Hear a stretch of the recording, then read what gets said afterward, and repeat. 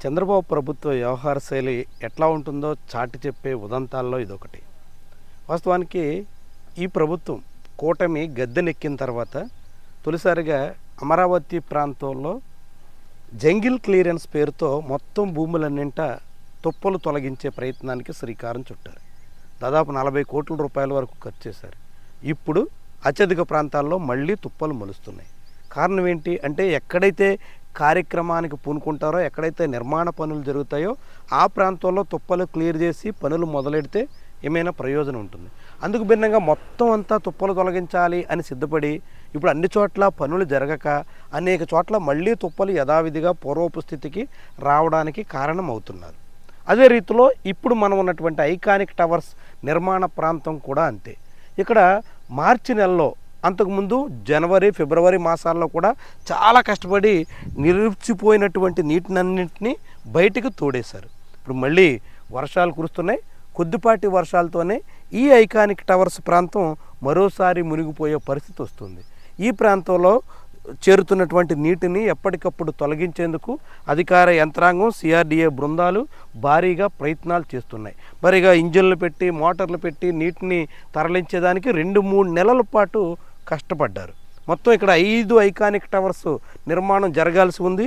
2019 నాటికి చంద్రబాబు నాయుడు ఇక్కడ శంకుస్థాపనలు చేసి పునాదులైతే నిర్మించగలిగారు. ఆ తర్వాత జగన్మోహన్ రెడ్డి ప్రభుత్వం వచ్చిన తర్వాత ఈ పునాదుల మీద ఐకానిక్ టవర్స్ నిర్మాణం జరపాల్సి ఉన్నప్పటికీ ఆయన దానికి ససేమిరా అన్నారు. భారీ ప్రాజెక్టు, హై కాస్ట్, ఇంత మొత్తం రాష్ట్ర ప్రభుత్వం భరించే అవకాశం లేదు అనేటువంటి కారణాలు చెప్పి ఆయన మొత్తంగా అమరావతి ప్రాజెక్టు నుంచి విరమించుకున్నారు. 5 ఏళ్ల పాటు నీటిలో నానినటువంటి ఈ పునాదుల్ని మళ్ళీ వెలికి తీసి ఇక్కడ పనులు చేపట్టే దానికోసం చంద్రబాబు ప్రభుత్వం మరోసారి కసరత్తులు ప్రారంభించింది. గతంలో ఐఐటి బృందాలు, ఐఐటి మద్రాస్ కానీ ఐఐటి హైదరాబాద్ నుంచి కానీ వచ్చినటువంటి బృందాలు బోట్ వేసుకుని వెళ్ళి ఇక్కడ పునాదుల్ని పరిశీలించాల్సినటువంటి పరిస్థితి వచ్చింది. ఆ తర్వాత ఈ పునాదుల్లో నీటిని తరలించేటువంటి ప్రయత్నం చేశారు. ఆ సమయంలో 40 కేజీలు 50 కేజీలు ఇట్లా బరువైనటువంటి చేపలు కూడా ఈ పునాదుల్లో దొరికినటువంటి అనుభవం ఈ ప్రాంత వాసులకి ఉంది. ఇప్పుడు మరోసారి భారీగా వర్షాలు కురుస్తుండడంతో మరోసారి పునాదులన్నీ నీట మునుగుతున్నటువంటి దృశ్యాలని మనం ఇప్పుడు స్పష్టంగా చూడొచ్చు. ఎందుకు నీరుని తోడారు, ఎందుకని నీరుని తోడిన తర్వాత పనులు చేయలేదు, పనులు జరగకపోవడంతో మరోసారి నీరు నిల్వ ఉండాల్సినటువంటి పరిస్థితి వచ్చింది.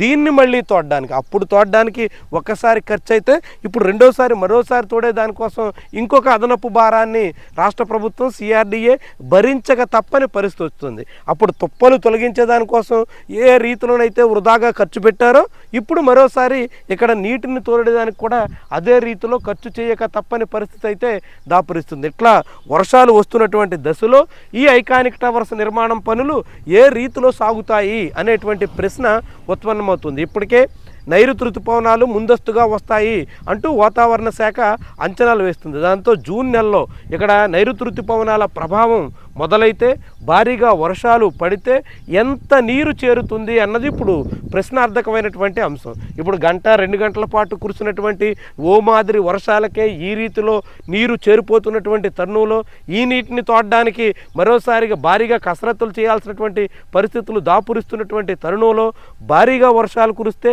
ఋతుపవనాల ప్రభావం మొదలైతే అప్పుడు ఇంకెంత పరిస్థితి వస్తుంది, ఇంకెంత భారీ మొత్తాన్ని వెచ్చించి ఈ నీటిని తరలించాల్సి వస్తుంది అన్నది ఎవరికి అంతుబట్టనటువంటి అంశంగా ఉంది.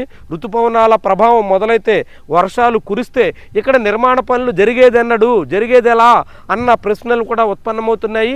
ఏమైనా చంద్రబాబు ప్రభుత్వం అసలు ఖర్చు కన్నా కొసరు ఖర్చు ఎక్కువయ్యే రీతిలో సాగుతుందా అనేటువంటి సందేహాలకు కూడా ఆస్కారం ఇచ్చేలా ఇక్కడ పరిస్థితి కనిపిస్తుంది. ఎందుకంటే దాదాపు 40 కోట్ల రూపాయలు వెచ్చించి జంగిల్ క్లియరెన్స్ చేశారు.